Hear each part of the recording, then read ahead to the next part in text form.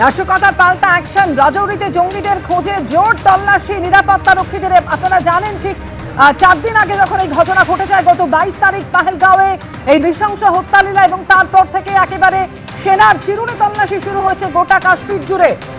এই মুহূর্তে বিজেন্দ্র সিংহ প্রতিনিধি রয়েছেন। বিজেন্দ্র, আরো 3 জঙ্গির বাড়ি একেবারে উড়িয়ে দেওয়া হলো এবং জানা যাচ্ছে যে এই 3 জন তারাও পাহেলগাঁও হামলার সঙ্গেই যুক্ত।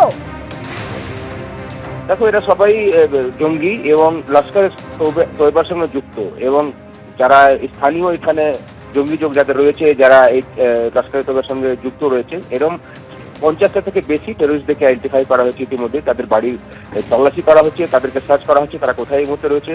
গতকাল আমরা দেখেছিলাম 2টো বাড়ি ধ্বংস হয়েছিল। আজকে সকালে 3টে বাড়ি ধ্বংস হয়েছে। সোপিয়ানে, কুলগামে এই জঙ্গিদের বাড়ি ডেমোলিশ করেছে সিকিউরিটি এজেন্সিসরা, এবং এই 50 জন থেকে বেশি যারা কাশ্মীরের স্থানীয়, যারা এই লস্করের তৈবার সঙ্গে যুক্ত রয়েছে, এই জঙ্গিদের বাড়ি তল্লাশি করা হচ্ছে। এবং ইতিমধ্যেই বিভিন্ন জায়গায় কম্বিং অপারেশন চলছে। এলওসিতে গতকাল আমরা দেখলাম রাত্রিরে সিজফায়ার ভায়োলেশন করা হয়েছে, পাকিস্তানের তরফ থেকে গুলি চালানো হয়েছে, তার জবাব দিয়েছে ভারতীয় সেনা।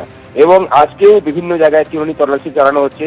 এই জঙ্গিগুলো কোথায় রয়েছে তাদেরকে ট্র্যাক করা এবং তাদেরকে এলিমিনেট করা এখন মেইন টার্গেট হয়েছে সিকিউরিটি ফোর্সেসদের জন্য।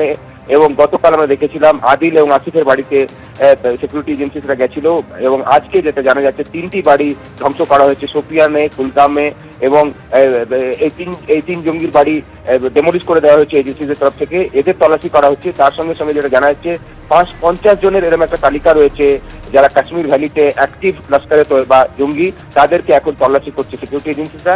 তার ফলেই আমরা দেখলাম 3 জনের বাড়ি আজকে ডেমোলিশ করা হয়েছে, এবং বাকিদেরকেও এখন ট্র্যাক করার চেষ্টা করা হচ্ছে। পাহেলগাঁওয়ে যে নৃশংস হত্যালীলা চলেছে, এখন তারই প্রত্যাঘাতের দিকে তাকিয়ে রয়েছে গোটা দেশ। পাহেলগাঁও হামলার প্রত্যাঘাত, পুলওয়ামা, কুলগাম এবং সোপিয়ানে বিস্ফোরণে উড়ে গেল 3 লস্কর জঙ্গির বাড়ি। এই 3 জঙ্গি পাহেলগাঁও হামলার সঙ্গে যুক্ত বলে অনুমান করা হচ্ছে। পুলওয়ামার মুরানে বিস্ফোরণে উড়ে যায় লস্কর জঙ্গি আহসানুল হক শেখের বাড়ি। বিস্ফোরণে ধ্বংস হয় কুলগামে আরেক লস্কর জঙ্গি জাকির আহমেদ গনিয়ার বাড়িও। সোপিয়ানে আরেক লস্কর জঙ্গি শহীদ আহমেদ কুতেইরের বাড়িও বিস্ফোরণে উড়িয়ে দেওয়া হয়েছে। পুলওয়ামা, কুলগাম এবং সোপিয়ানে বিস্ফোরণে 3 লস্কর জঙ্গির বাড়ি উড়িয়ে দেওয়া হলো, এবং এই 3 জনই অর্থাৎ এই 3 জঙ্গি পাহেলগাঁও হামলার সঙ্গে যুক্ত বলে অনুমান করা হচ্ছে। পুলওয়ামার মুরানে বিস্ফোরণে উড়ে যায় লস্কর জঙ্গি আহসানুল হক শেখের বাড়ি। বিস্ফোরণে ধ্বংস হয় কুলগামের আরেক লস্কর জঙ্গি জাকির আহমেদ গনিয়ার বাড়িও। একের পর এক জঙ্গিদের বাড়ি বিস্ফোরণে একেবারে গুঁড়িয়ে দেওয়া হয়েছে। পুরোপুরি অ্যাকশন মোডে ভারত। একের পর এক জঙ্গির বাড়ি ধ্বংস করা হচ্ছে। উপত্যকা জুড়ে শুরু হয়ে গেছে সেনাবাহিনীর অপারেশন। এনকাউন্টারে লস্কর কমান্ডারকে নিকেশ করা হয়েছে। সেনাপ্রধান উপেন্দ্র দ্বিবেদী পৌঁছে গিয়েছেন কাশ্মীরে।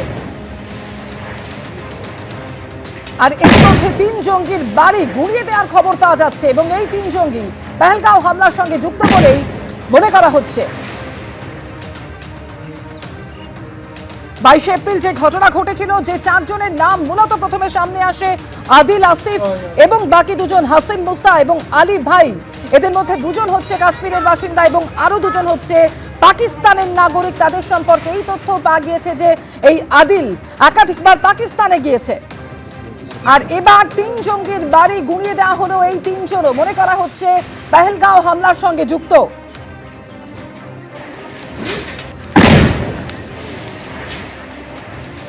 এরই মধ্যে পুলওয়ামার মুরান, যেখানে লস্কর জঙ্গি আহসানুল হক শেখের বাড়ি উড়িয়ে দেওয়া হয়েছে, বিস্ফোরণে ধ্বংস করে দেওয়া হয়েছে কুলগামে আরেক লস্কর জঙ্গির বাড়ি।